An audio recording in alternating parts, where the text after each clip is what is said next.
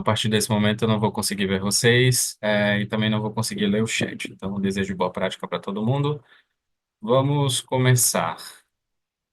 Então, pessoal, boa noite. Hoje eu vou falar sobre o Massacre da Pedra do Reino, que é um tantinho só diferente do livro. O livro é um romance, todo mundo que já ouviu falar sobre esse nome tem como referência a obra do Ariano Suassuna, mas eu vou um pouquinho na parte histórica do sertão de Pernambuco, onde aconteceu uma coisa trágica e que, ao meu ver, talvez fosse evitado se a gente tivesse um tanto pessoas mais capacitadas, digamos assim. E não estou chamando elas de burras, estou dizendo que é, existem oportunistas e que se aproveitam da inocência de outras pessoas. E aí, a nossa apresentação ela vai ficar nesses quatro pilares. É a história, o fanatismo religioso, o oportunismo e a literatura. Como é que isso se converge, como é que isso apresenta o produto, a Pedra do Reino, para os dias de hoje. É, a gente tem uma pergunta que talvez guie essa apresentação para a gente até diferenciar o que eu quero falar para o que a gente tem hoje de muita informação na internet, que é qual a relação entre o romance e a história. E aí, por isso que eu não coloquei massacre, porque eu acho uma palavra muito forte, mas o certo seria qual é a relação entre o romance e o massacre que aconteceu lá na Pedra do Rei. O livro, esse o romance da Pedra do Reino, O Príncipe do Sangue do Vai e Volta, ele foi escrito pelo Ariano Suassuna, ele foi publicado em 1971, ele é um romance e ele já foi usado para minisséries e eu também vi na pesquisa que eu fiz que virou filme. A única relação que tem é a história por trás do romance. Tem alguns personagens também, mas a parte trágica da história, quando a gente for ver mais lá na frente, tem uma diferença gigantesca. E até eu entendo também porque teve essa diferença, que é uma história muito pesada. E aí eu vou falar sobre a verdadeira origem, eu coloquei entre parênteses, e na verdade eu deveria ter colocado entre aspas, porque o que a gente tem hoje de como verdade do que aconteceu nesse local é de pessoas que viveram na época, que foi uma história que foi passando, passando, poucos registros históricos, mas quem está lá em São José do Belmonte consegue hoje buscar essas informações porque é algo que vai passando de geração em geração. Então a gente vai entender isso até lá o final. Então, a história, a verdadeira história, vai ficar nesses quatro pilares também. Eu estou com essa mania de pilares porque eu acho que fica mais interessante numa apresentação. Então, essa parte do massacre, ela acontece entre 1835 e 1838. É pouco tempo para muita, entre aspas, desgraça. O palco desse Circo do Horror aconteceu em São José do Belmonte, que é no interior daqui de Pernambuco. Fica a 400 e acho que mais 480 quilômetros da capital. É diretamente influenciada pelo sebastianismo e que fala muito desse movimento messiânico que é o sebastianismo e que também ressoou em outros episódios dentro da nossa história, né, brasileira. Mas aí a gente, para falar de sebastianismo, a gente vai ter que entender quem é esse Sebastião, né? Quem é esse Sebastião, esse Sebastião que todo mundo fala, que dá nome, né, dá nomenclatura a esse movimento. A figura principal dessa história, e que depois eu queria que vocês é, falassem se de fato ele tem culpa ou não, mas só para a gente desenvolver mais a discussão. Mas a figura central dessa história, o que desencadeou tudo isso, é o Dom Sebastião I. Mas quem é ele, né? A gente tem aí, a gente vai ter que voltar um pouquinho, vai lá para Portugal, que é governado por Dom João III, o rei que deu início à colonização do Brasil, e Portugal já corria risco de ver seu trono parar nas mãos de um espanhol. caso o monarca não deixasse um sucessor ou um herdeiro. E aí veio o nascimento do neto de Dom João, que virou Dom Sebastião, em 1554 e resolveu temporariamente esse problema. A gente vai entender por que essa palavra temporariamente ela aparece. É, o Dom Sebastião, ele era considerado por muita gente lá de Portugal, no Império, como um ser desejado, porque como existia essa necessidade de ter um herdeiro, todo o povo ficava torcendo para que tivesse de fato, porque ninguém queria ver o Portugal ser dominado por outras etnias, digamos, etnias não, outras colônias, né? Então, como ele ficou essa pessoa profundamente desejada, ele tinha esse título O Desejado, as pessoas faziam muito gosto dele, né? Queriam mantê-lo bem, então ele já nasceu com esse ego, sabe? Com esse bem-querer. Então, ele era profundamente religioso, religião católica, e foi muito animado pelas histórias heróicas de combate contra os muçulmanos, porque Portugal, naquela época, guerreava muito por uma questão de território, né? Então, esse jovem, o soberano, resolveu conquistar Marrocos para a cristandade. E aí, a partir disso, tudo mudou literalmente. Porque vários fatores. Primeiro, que ele era um jovem, não tinha tanta experiência, vivia no reino dele, na coroa, nunca tinha ido de fato, não sabia o que era de fato uma guerra, ele não sabia quem eram os muçulmanos, só sabia das vitórias que os portugueses proclamavam. E aí a gente também tem recortes da história que depois eu posso trazer isso, que isso é uma parte mais histórica, histórica mesmo. Mas a gente está fazendo essa introdução de quem é o Dom Sebastião para entender como ele foi parar lá no Nordeste, aqui no Nordeste de Pernambuco. E aí tudo literalmente mudou. Deixa eu voltar aqui mais um pouquinho. Opa. E tudo mudou a partir dessa batalha. A batalha, eu não vou me atrever a falar esse nome porque é uma das partes que eu não estudei de como é que se pronuncia. Mas foi a batalha entre Portugal e Marrocos. No caso, acho que Marrocos é o país? Não sei. Bem pensado. Mas acredito que sim. É, de fato, foi isso. Nessa batalha contra os mouros em 1578, o Dom Sebastião ele foi morto com a maioria das tropas de Portugal. E para os portugueses, esse ser tão desejado que eles tinham, tanto apreço, que ele era o salvador daquela coroa, daquele império, de toda aquela estrutura social que tinha, foi como perder um ente querido. Então toda a população ficou aos prantos e, obviamente, com a falta desse desejado, com esse neto aí, o trono passou para as mãos do rei, que era da Espanha, o rei Felipe II. E aí tudo começa a mudar. E aí começa a mudar em como é que a gente encara esse luto, né? Porque muita gente insistia em dizer que ele não tinha morrido. E aí começou uma lenda, começou uma mitologia, que eu vou ler aqui para vocês. Segundo a lenda, em meio ao caos da batalha de Marrocos, os céus se abriram e uma legião de anjos levou Dom Sebastião I para o lado de Deus, onde ele haveria de retornar como redentor do povo português, o Quinto Império, reinado mítico de São Sebastião, que se caracterizava pela justiça e pela fartura.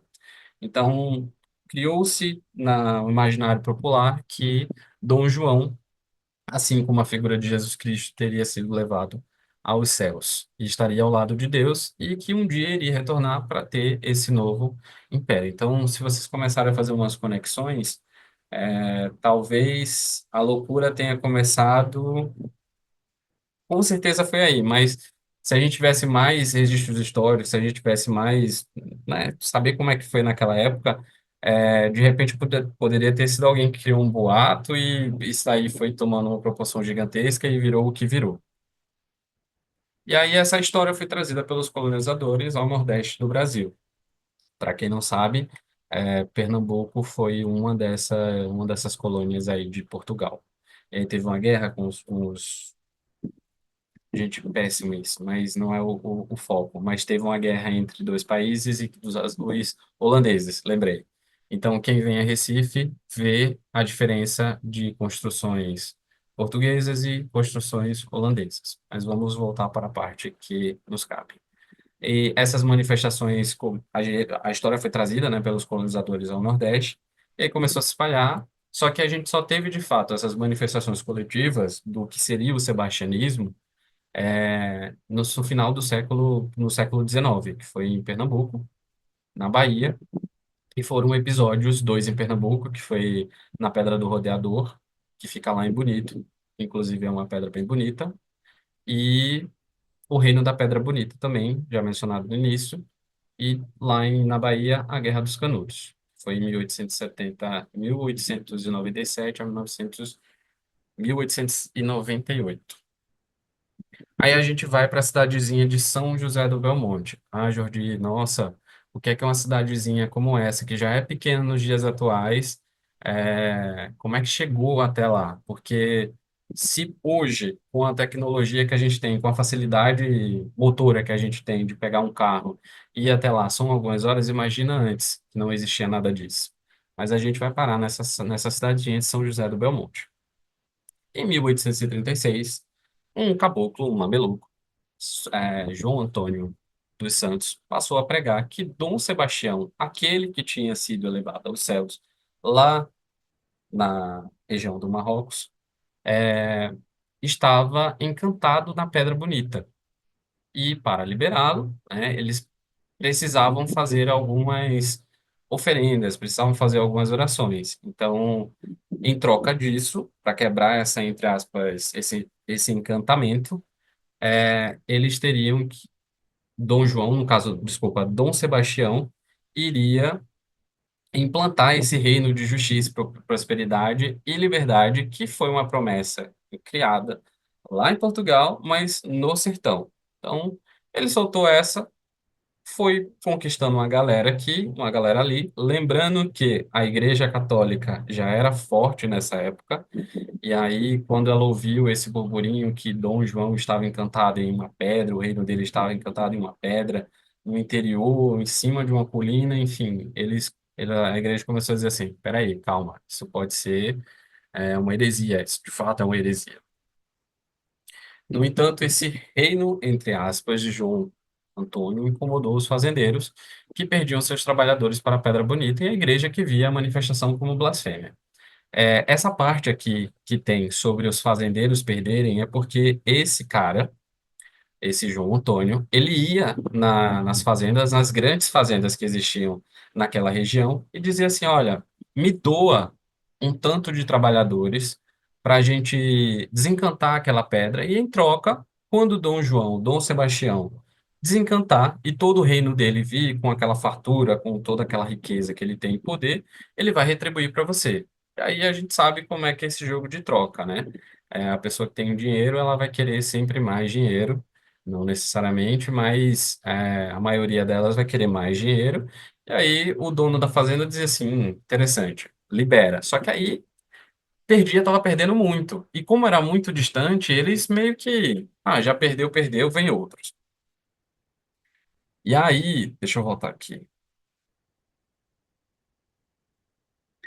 O negócio passou dos limites. Quando viu, já tinha uma comunidade gigantesca de pessoas lá.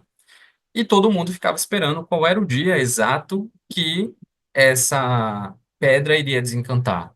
Porque eles já estavam lá há muito tempo e vocês imaginam que é um descampado, é um local que não tem o mínimo de saneamento básico, não tem comida porque fica no sertão, muito sol e pouca condição humana para se viver ali. Então as pessoas realmente estavam acreditando. Por isso que lá no início eu falei sobre a ingenuidade das pessoas. Porque, de fato, chega uma pessoa oportunista e fala para uma pessoa que tem boas intenções, que acredita em dias melhores, que quer, de fato, mudar a vida, e compra ele com esse tipo de promessa, né? Mas as pessoas começaram a cobrar ele. Disseram assim, então, quando é que essa pedra vai? O que é que a gente precisa fazer? Aqui não tem, mas nas referências que eu vou colocar para vocês no final, existia muito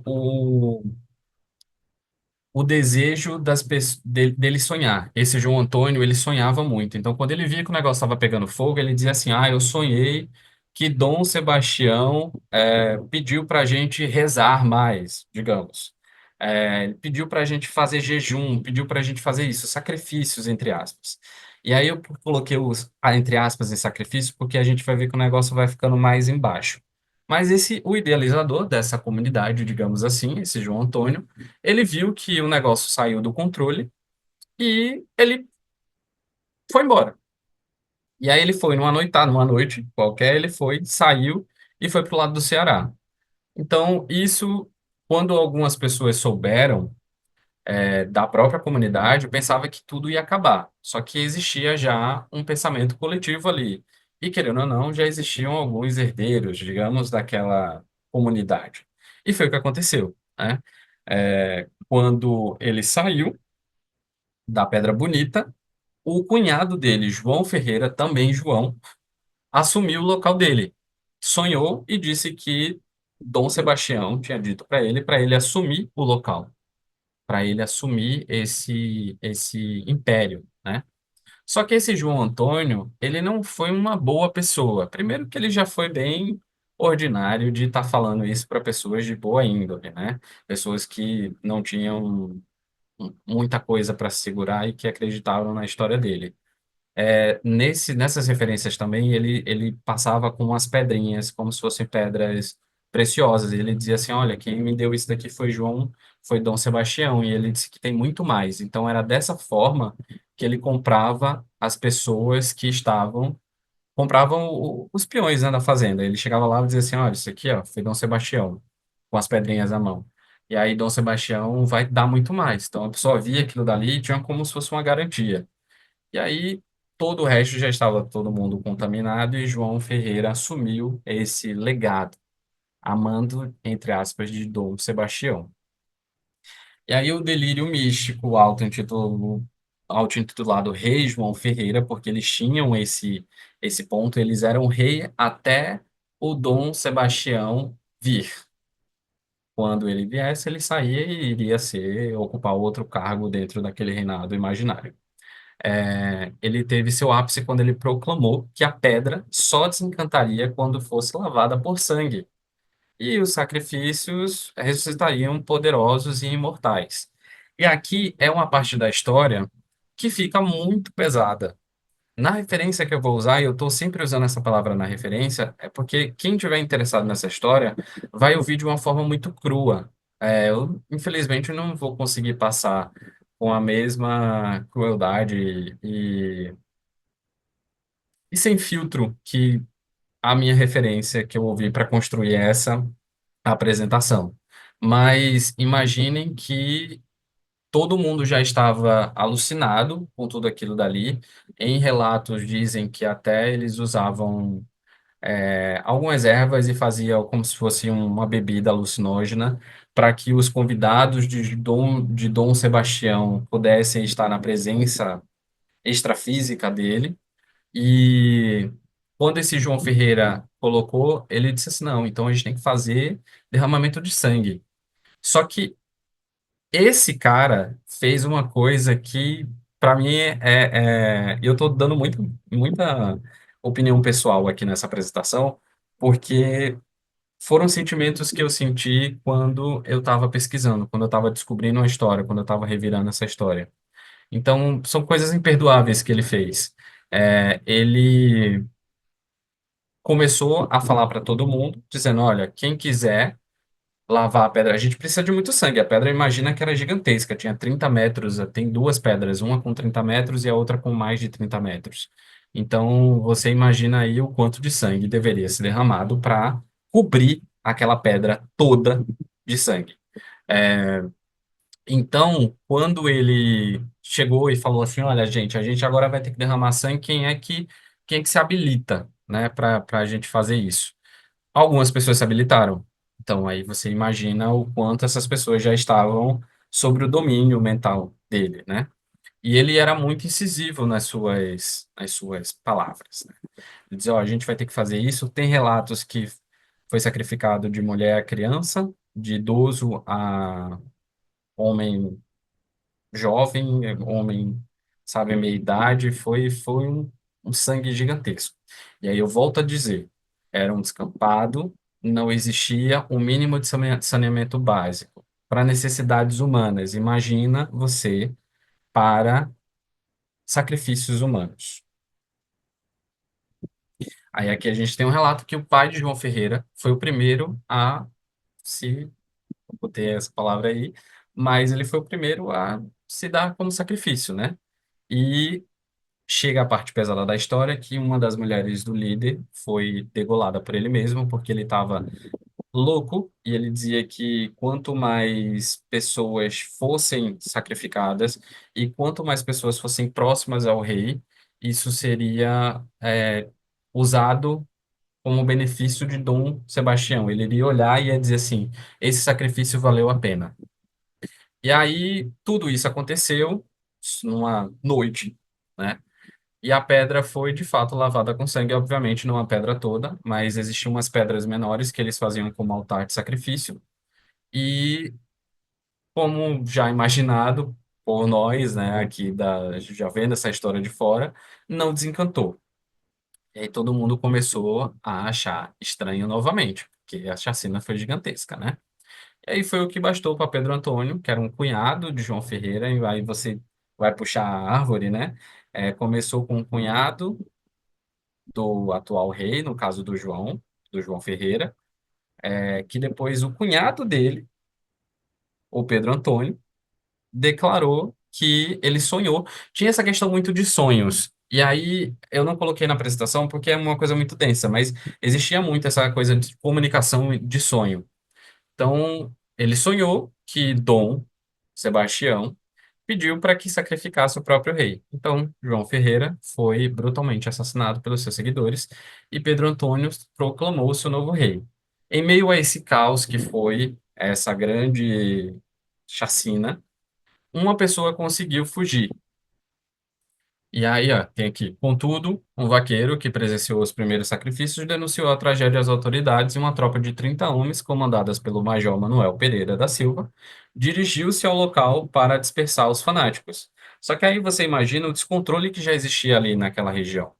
Primeiro, por vários fatores, mas primeiro porque é um local muito distante das fazendas mais próximas.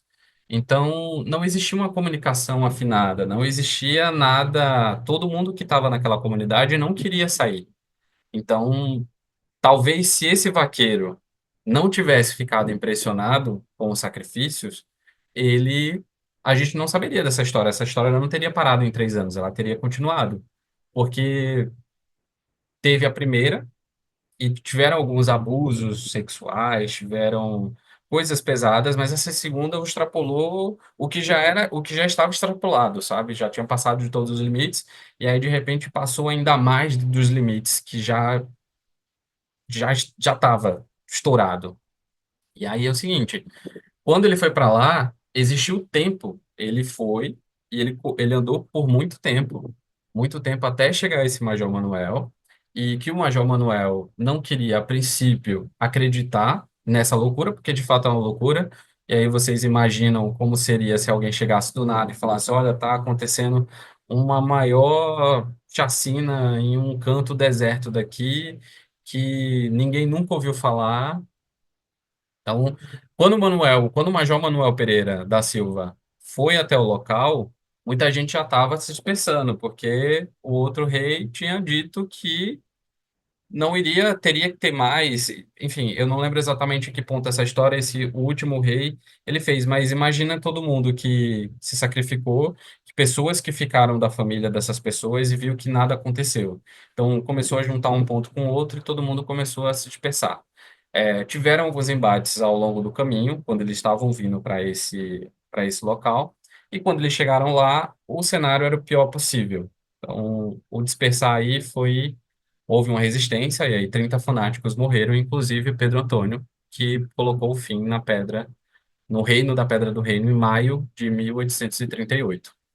Então, quando o major foi para lá, E aí tem uma coisa que eu fiquei procurando quando eu estava entendendo a história, né, tentando assimilar o que foi essa história, foi porque eu pensava assim, poxa, mas ninguém se deu conta de que as pessoas que, daquela promessa inicial, daquele primeiro João, ninguém foi procurar, ninguém teve essa curiosidade, existia polícia lá na época. A polícia Será que a polícia nunca tinha ouvido falar sobre isso, nunca teve um interesse em procurar? E todas as respostas que eu chego é que não havia interesse necessário para que eles se movessem para lá. De fato, era um local bem distante. Até hoje, quando você sai do São José do Belmonte, eu nunca fui, mas eu procurei saber como é que era o caminho, e você anda por 1 hora, isso de carro. Imagina de outros meios, né?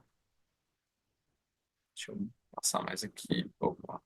E a gente já está chegando no finalzinho da nossa apresentação. Deixa eu só ir para o local que eu quero. Esse daqui foi um dos únicos desenhos que a gente teve de quando as autoridades chegaram lá. Então vocês veem aí que tem duas grandes pedras. Tem uma pedra menor, não sei se vocês conseguem ver o meu cursor do mouse, mas existia uma pedra menor que era chamada de pedra de sacrifício. Era um mau cheiro gigantesco, cheiro de pessoas em decomposição. Tinha muito crânio, muita gente empilhada, muita gente. Aqui, ó, a gente vê até cenas dessa resistência. Enfim, era um cenário de horror, literalmente de horror. E aí eu quis trazer essa imagem aqui para vocês porque eu acredito muito no ressignificar. E aí essa história correu, né? O estado todo, e a gente vem para os dias atuais. Hoje em dia, acontecem algumas manifestações culturais. Uma delas é a cavalgada da Pedra do Reino, onde eles simulam esse romance que o Ariano Suassuna tomou. Toda essa história que eu contei para vocês serviu como base para ele criar essa obra gigantesca. E a partir disso, as pessoas começaram a ver esse local com outros olhos, sem aquela história de amaldiçoado, enfim. Todas essas estátuas que vocês estão vendo aqui, eu esqueci de colocar na apresentação uma imagem aérea, mas existe como se fosse um meio círculo, e todas essas estátuas aqui, elas não são da época que aconteceu isso. Foi uma homenagem que fizeram para a obra, né, do Ariano Suassuna, com personagens do livro. Então, hoje em dia, essas duas grandes pedras aqui, ó, não sei se vocês conseguem ver esse cursor, mas essas duas grandes pedras eram, no imaginário popular, as torres do reino do Dom Sebastião, e esses totens, que são gigantescos, que eles fazem uma meia-lua, eles são essas personagens desse livro. Então, hoje em dia, acontece muita manifestação cultural, além de ser hoje um local para visitação, né? E aqui eu vou usar duas coisas, duas referências que, quando eu ouvi, muita coisa mudou. Porque quando você joga Pedra do Reino, História da Pedra do Reino no YouTube, vem alguns vídeos interessantes. Só que aí, esse menino, que é um menino que faz esse massacre da Pedra do Reino, isso aqui é um podcast, ele tem de 4 a 6 episódios, eu não lembro agora, mas ele conta passo a passo do que aconteceu naquele local. E aí é muito pesado. Para quem não tem muito estômago, né, para essas coisas trágicas, tem um episódio especificamente que ele conta o que aconteceu nesse massacre desse segundo rei, que ele sonhou que precisava banhar a pedra toda de sangue, e ele conta os relatos, né, que tem. Então, é uma coisa bem pesada, de mulher grávida, enfim, horrível. E tem também esse mesmo, só que um documentário. Eles fizeram um documentário lá, é uma galera de lá da região. E quem puder, e quem tiver interesse, quem puder assistir, é muito bom, apesar da história ser muito trágica. Mas eles tiveram muito cuidado com os detalhes. Então, é isso. Muito obrigado pela atenção. Acho que eu fiz o tempo que eu queria fazer. E agora eu vou tirar todo mundo da cabine e a gente vai comentar sobre essa história horrenda. E vamos lá.